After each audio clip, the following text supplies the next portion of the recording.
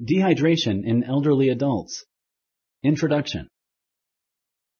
Dehydration happens when a person's body does not have enough fluids to work right. Select true or false. Correct. People can become dehydrated if they lose more fluids than they take in.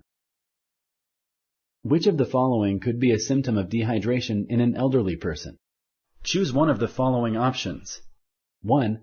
Dry mouth and skin. 2. Little urine output that is dark in color.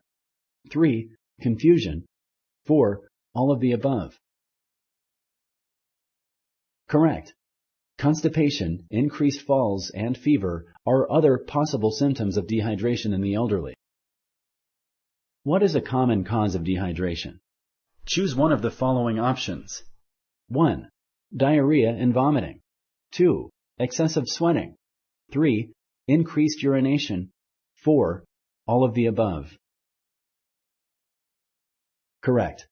Dehydration happens when there is not enough water to replace what is lost throughout the day. Does dehydration always require treatment in an emergency room? Select yes or no. Correct. Severe cases of dehydration require treatment in an emergency room, but less severe cases may be treated at home by replacing fluids and electrolytes. Thank you for using Explain.